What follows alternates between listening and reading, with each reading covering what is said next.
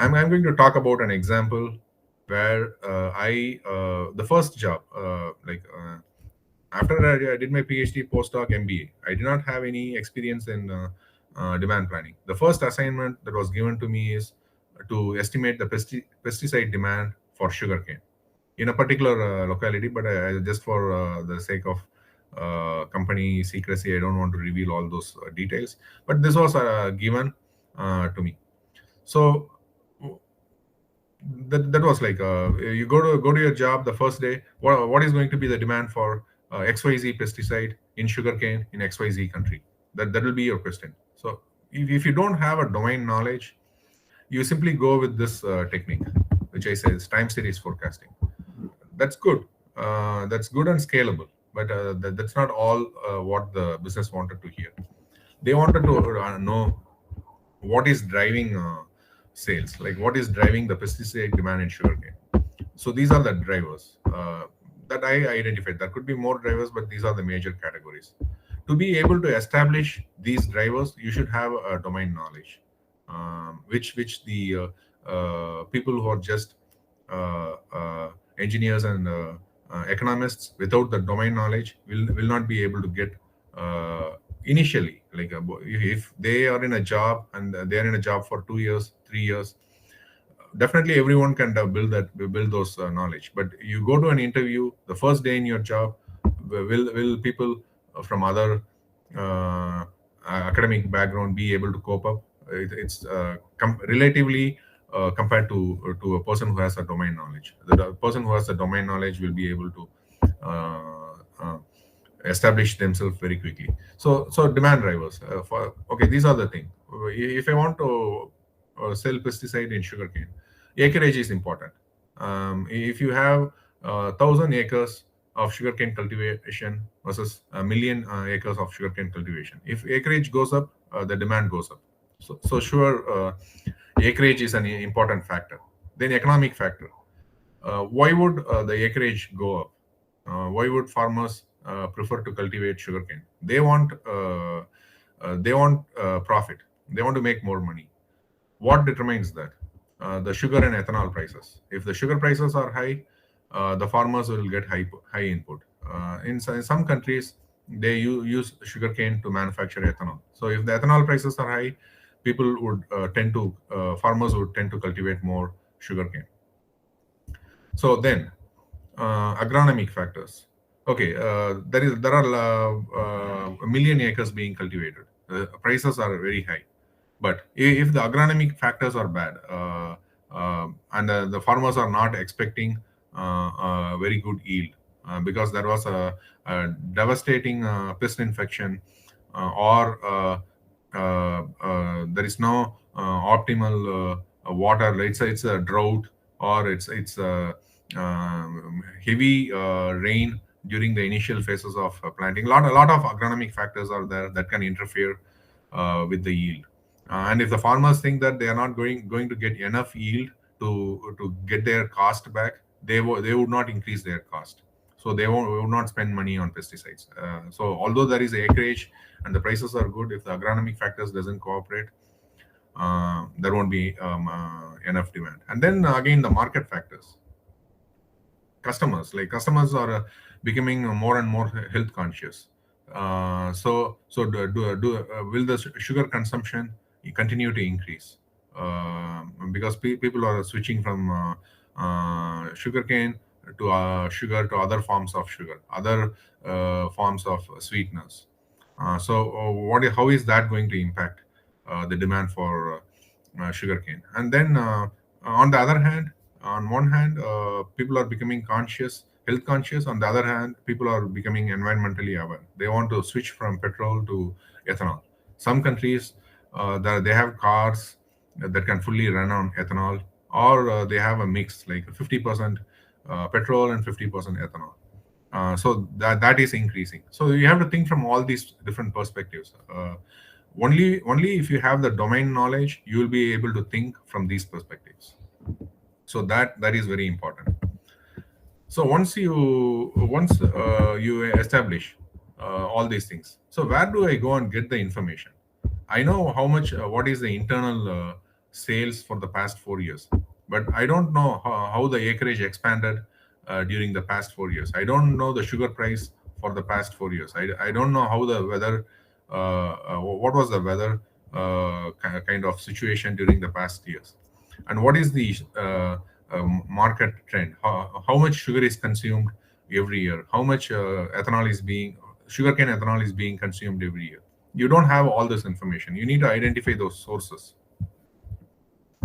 So again, the domain knowledge is important here, because unless if you're just getting into agriculture, you did an engineering and on high tech, you might be good in a uh, manufacturing a car or manufacturing a smartphone. But if you come into the agricultural space, do all these people have the familiarity about all of these things. That's the difference. So the domain knowledge still helps. Like, see, this is what I did when I joined FMC. This is the first step: understand the drivers and then establish the sources. You can see a lot of things here. Some good sources like the World Bank commodity price data. It's online. You can just go online and you can type World Bank commodity price. You'll get that information. You have USDA, United States Department of Agriculture. They have the crop prices, and Food and Agricultural Organization crop prices. Brazil sugar and ethanol prices. A lot of different things, and then you have a lot of information about the weather. Like you can see here. So these are some databases about the input, the pesticides, how much pesticide is how much fertilizer is being used, and all those things. And then you can see there are some consultants whose job is to project what's happening in the future. Like, what is the sugarcane acreage going to be? How the sugarcane prices are going to unfold? Ethanol prices are going to unfold in the future. So you can go into those consultant sites and see what they think the situation, how the situation is going to evolve in the future.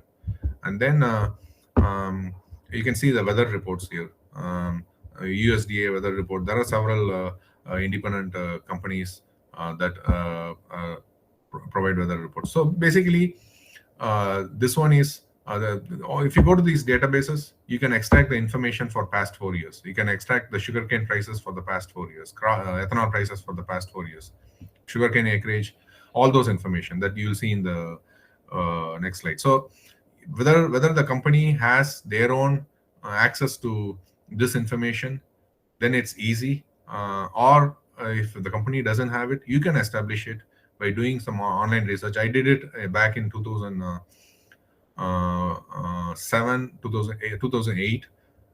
Today, you will have access to a lot of things compared to 2008, because the technology has developed so much. A lot of things are in databases. When I did this, I didn't see a lot of information from India stored in databases, but hopefully now, I think now there should be a lot of information. So establishing this information sources is important. So once you understand the driver, you have established the source for that information. The next step is to correlate, understand what's going on. So you can see here, don't get into the details. Basically, what I want to emphasize is you need some statistical knowledge to establish correlations and correlations between multiple factors. So basically, what you see here is several years of sugar consumption, which is the red line, and then several years of sugarcane acreage, and you can see that sugar consumption continues to grow. There is a lot of health consciousness, but still that doesn't affect sugar consumption. But there might be some point in the future where it might hit a barrier, but not at this point. So that's not a major factor. Sugar consumption continues to grow, and then the acreage also continue to grow. And then you can see here the ethanol production, which started recently. The sugar information you have all the way from 1961, but you have ethanol only from 2001, because that's when industries started making ethanol from sugar. So you can see here how the ethanol production correlates with sugarcane acreage. So basically, what I'm trying to say here is the sugarcane acreage is dependent on sugar consumption and ethanol production, and there is a high correlation coefficient. 97. The correlation coefficient normally ranges from -1 to +1. If it is -1, it's negatively correlated. If it is +1, it's positively correlated. Okay, now I understand what is driving sugarcane acreage. So then I wanted to compare sugar price with acreage. So I had a couple of sources, and then you can see here in this case the rate of sugarcane expansion, acreage expansion, is highly correlated with sugar price. If the sugar price goes up, the acreage expansion is 24%. If the sugar price goes down, and here you can see the acreage expansion dropped by 4% from 12% to 8%. So these are the kind of analysis trying to establish what determines a sugarcane acreage, and you need a statistical knowledge in correlations to be able to establish this. It's not a super rocket science. If you have the basic knowledge in statistics, ANOVA, all those things, expanding into this area is pretty straightforward.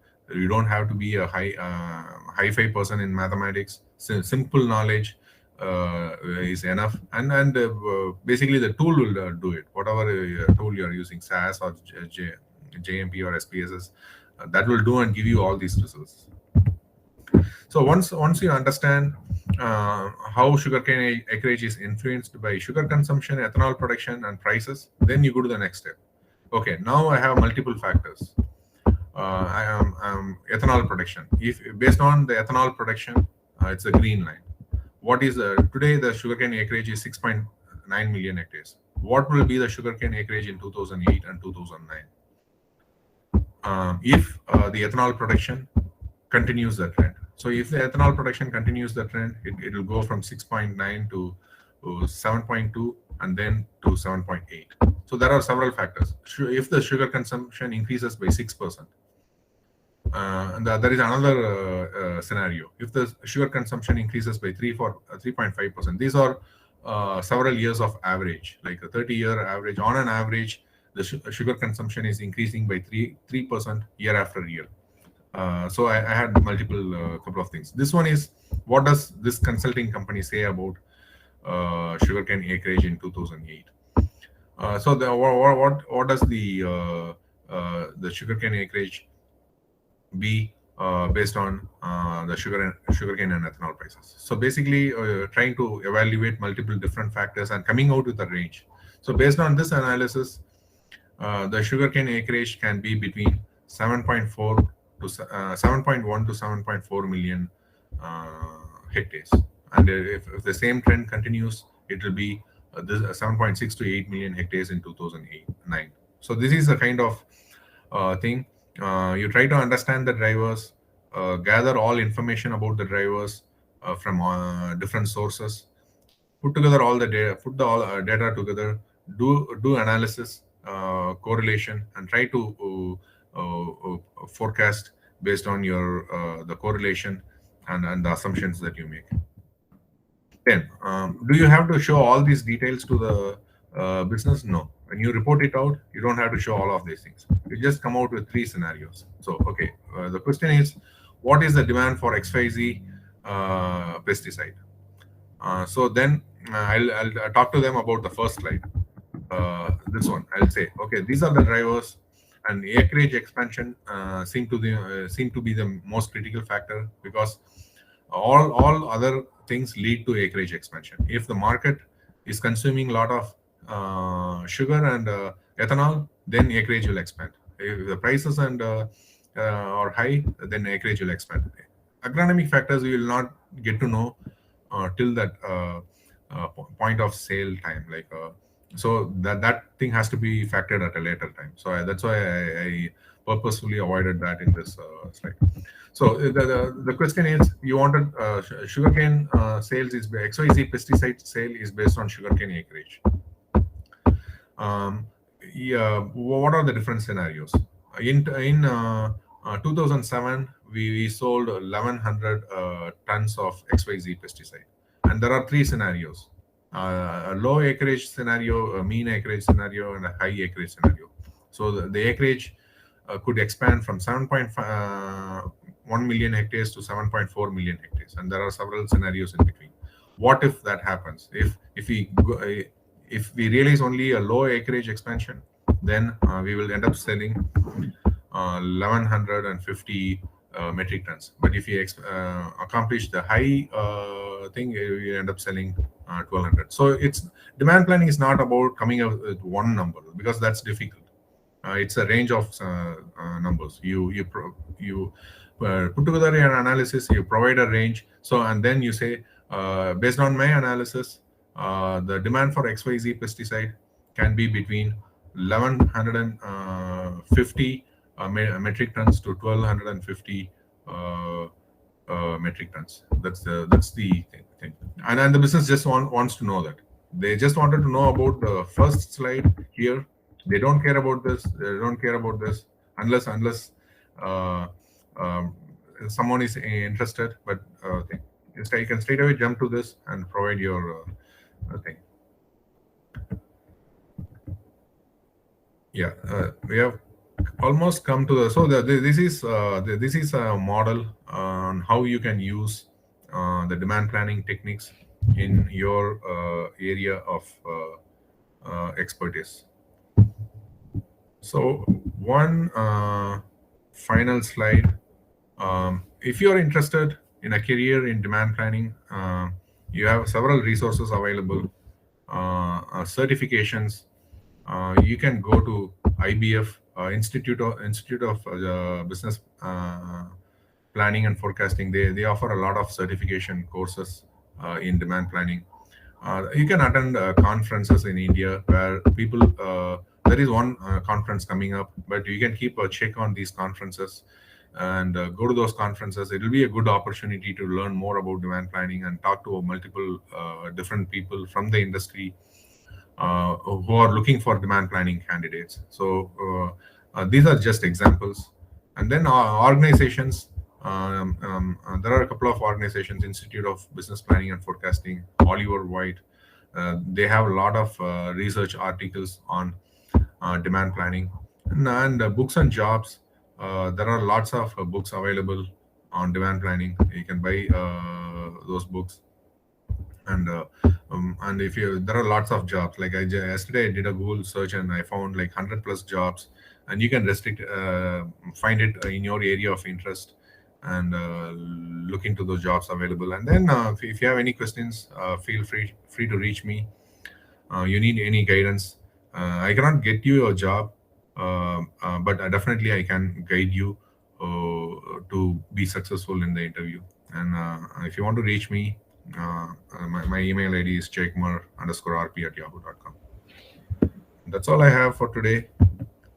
Thank you for your patience with all the technical details, and feel free to ask me if you have any questions.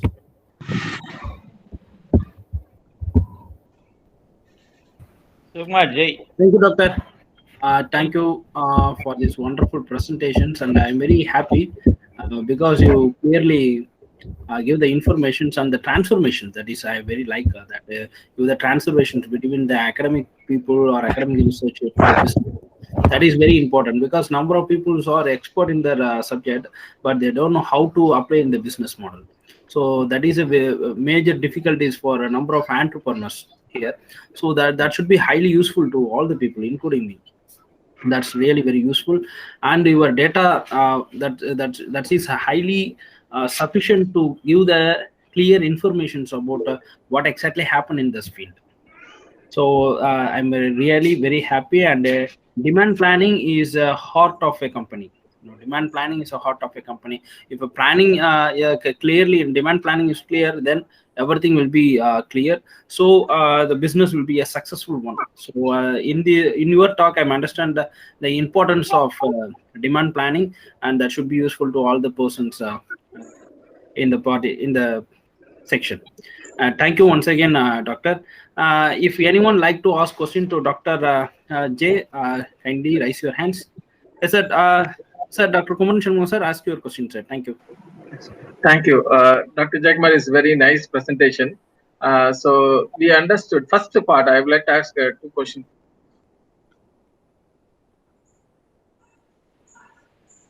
Yeah, well, your voice is breaking, Kumaran. I can't hear you.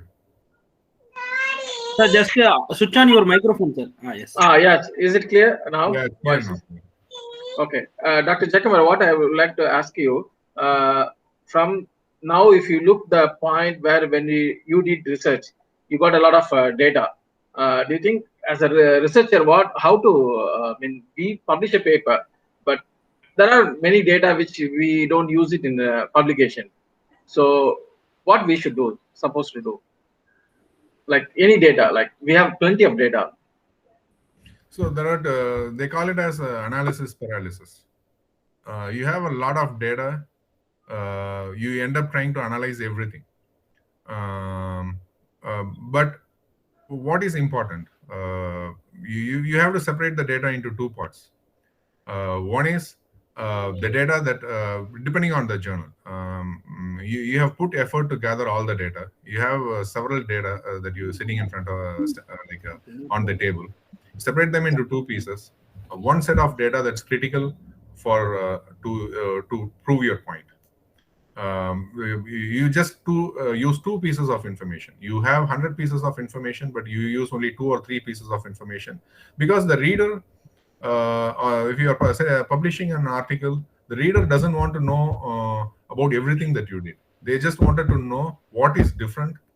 And even if it is a 1 or 2 page article, you use only 1 or 2 pieces of information, that should be sufficient.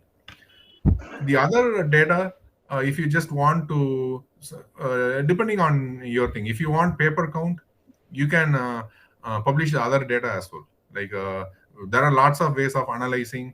You can use lots of ifs and buts to come out with some hypothesis out of the remaining set of data and publish it. But you have to see whether it's worth your time. You publish one paper, you ignore remaining the 80 pieces of information, move on to next work, do a lot of effort, use the 1 or 2.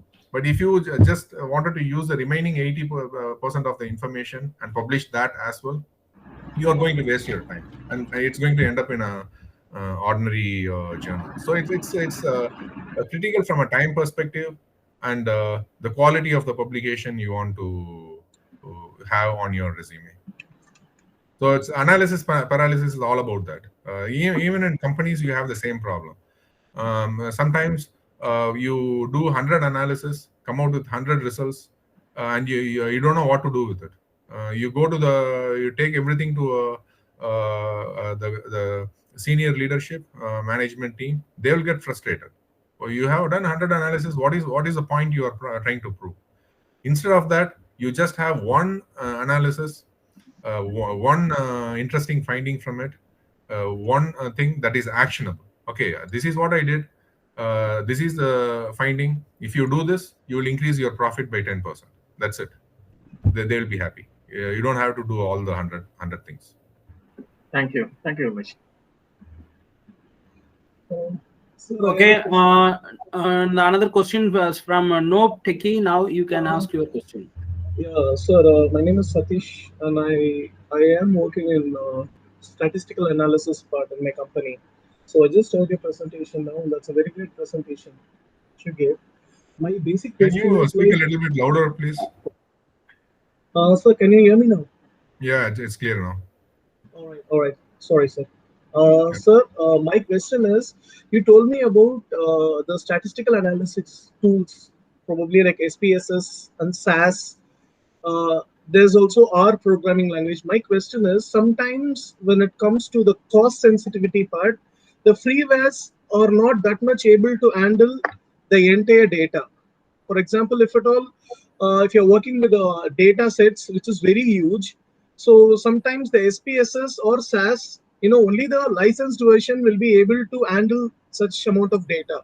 So can you please suggest as an alternative for SPSS or SAS, which can actually we can use it for. I think R, Python are the best alternatives. Even in our company, where people use R and Python.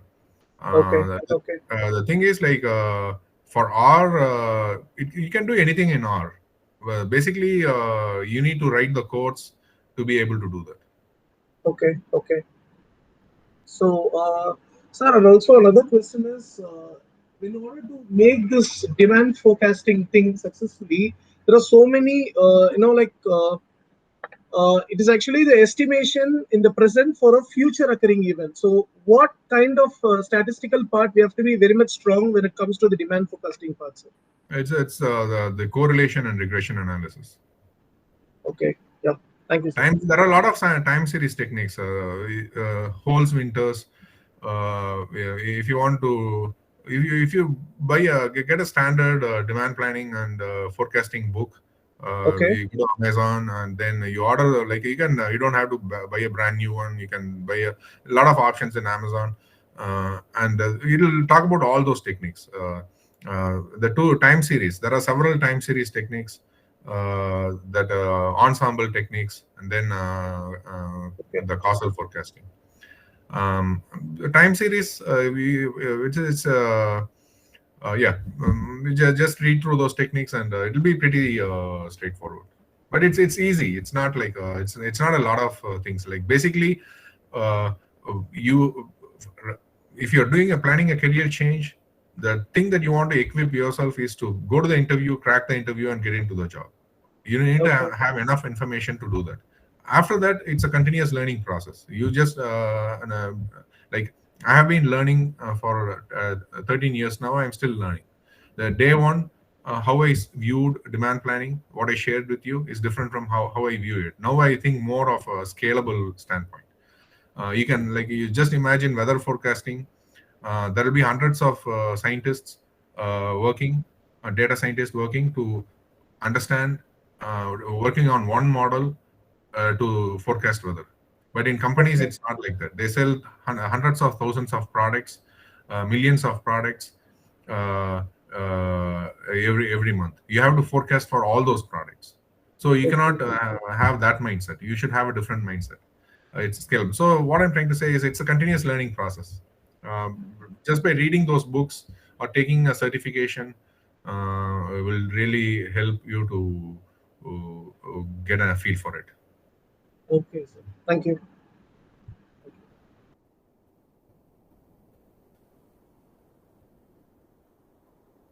Thank you, Sadish. And if anyone like to ask question, kindly raise your hands.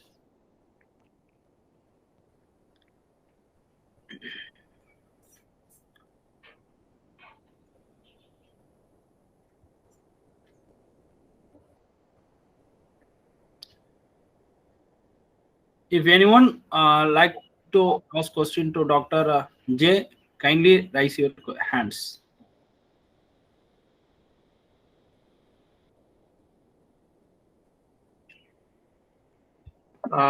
So I would like to ask Dr. Purushothaman. Okay, doctor, you can.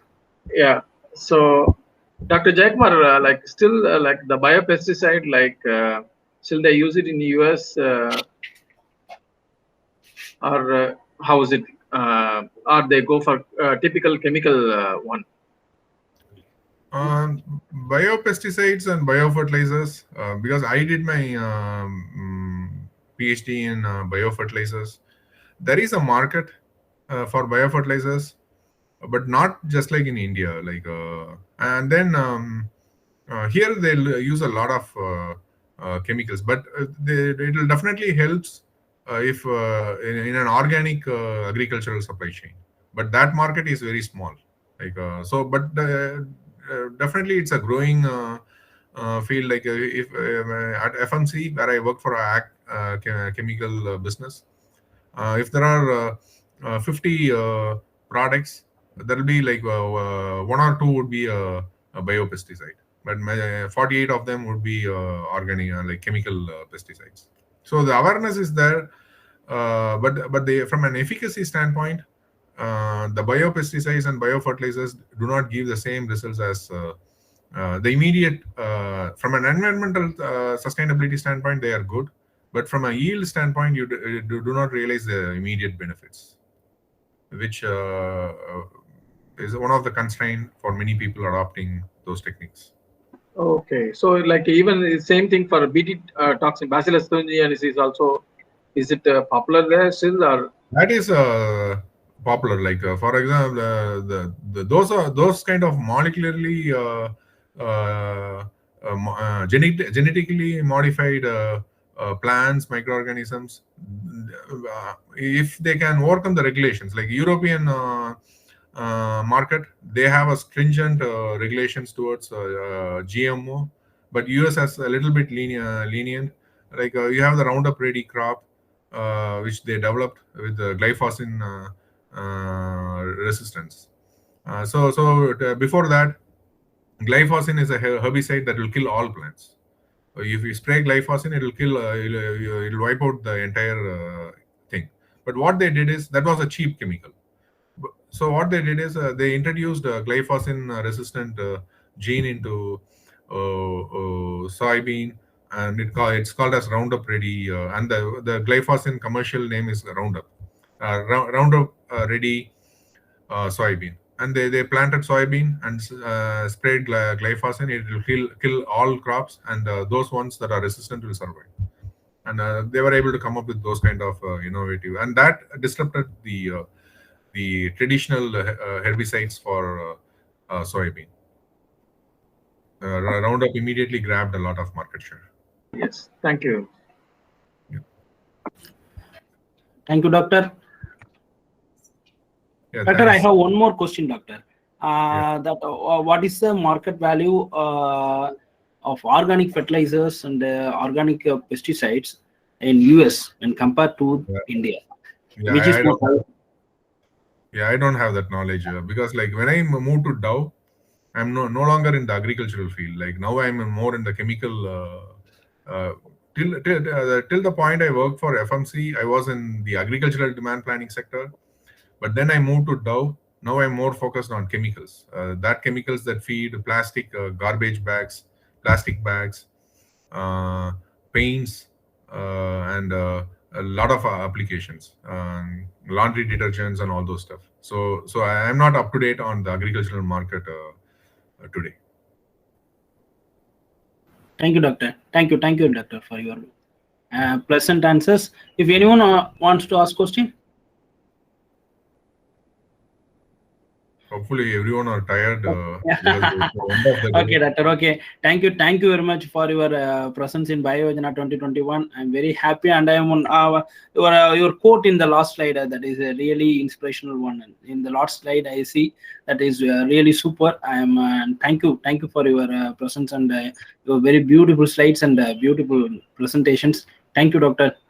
And okay, now Soundarya, give the vote of thanks to Dr. J. Thank you very much, sir, for sharing your profound knowledge with us. Your presentation was full of zeal and valuable information on demand planning. With this, we successfully completed third day of BioYojana 2020.